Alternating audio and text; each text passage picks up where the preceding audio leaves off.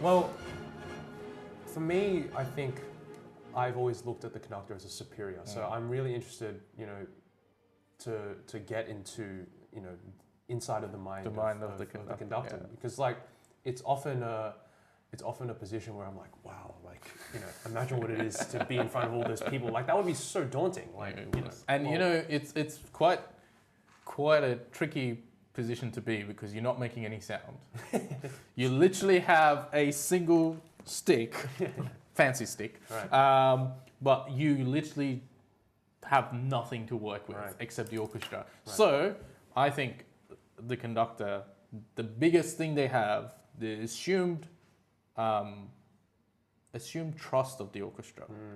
That the orchestra trusts the conductor. Do you gain that trust? You have to gain that trust, yes. So as a conductor, you have to gain that trust. Yeah. They openly assume the trust at first when you stand in front of the orchestra.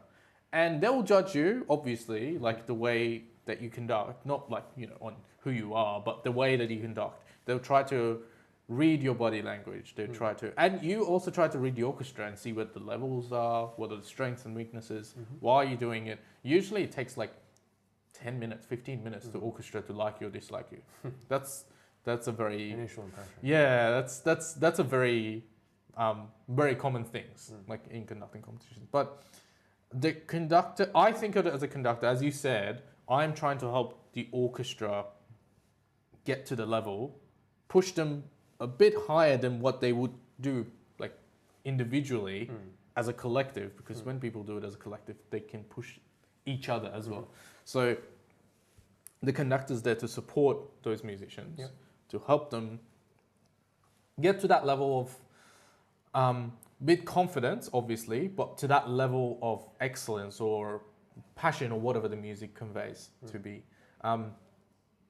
I personally think that conductor's role can be quite daunting at some points, and you start debating in your head. It's like, what is happening? I'm just waving hand and the whole orchestra playing. Right. But it is more about the support. It's like, for example, if the violins are coming in, or if the woodwinds are coming in, you just give them a gesture and you kind of support them when they come in, rather than just, if there are many ensembles that don't have conductors, but the role of a conductor, I think, is dependent on the ensemble. Our ensemble is, luckily enough, we're all professionals, emerging, young, passionate musicians that, studied music in the tertiary level and, want to pursue music or pursued music professionally.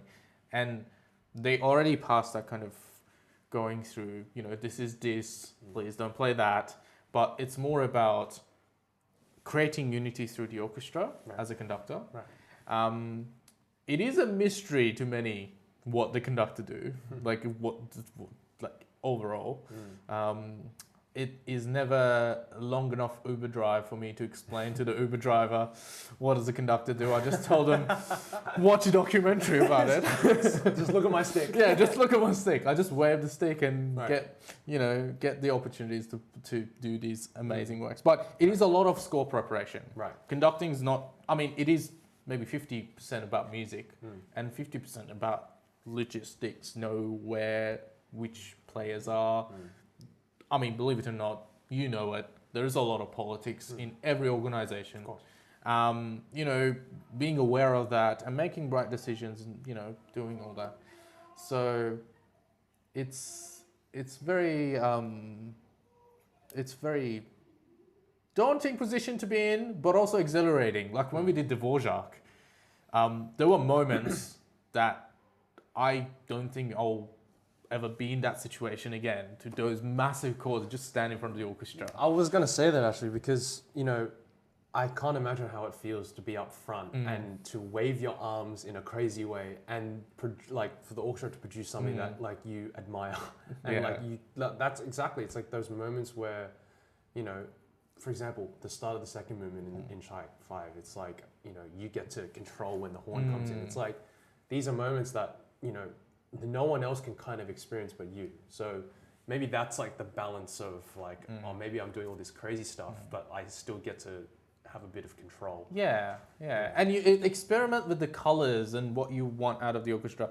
I don't think it's more necessarily, I'm the boss, I'm the dictator, but there are some moments that the musicians need you.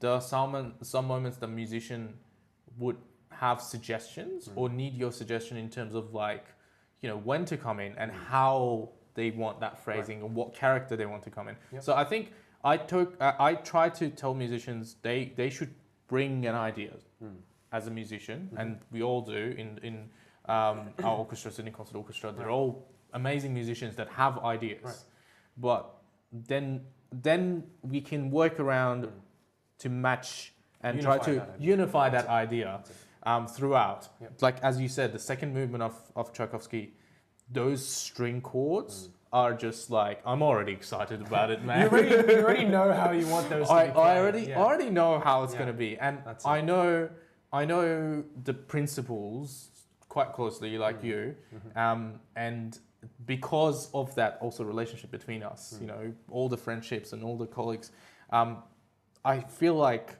we can be in the right mind, in the same mindset at the very beginning. Yep.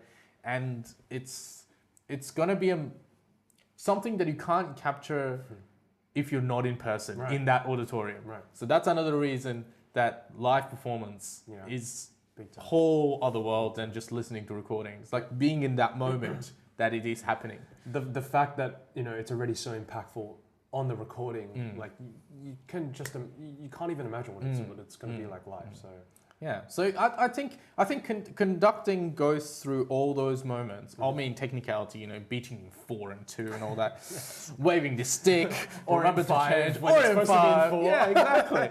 That happens. A lot of circles.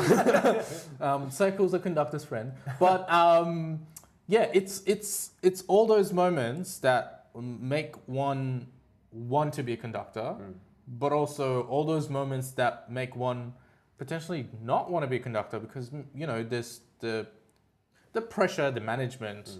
There's a lot of things that go in within the conducting.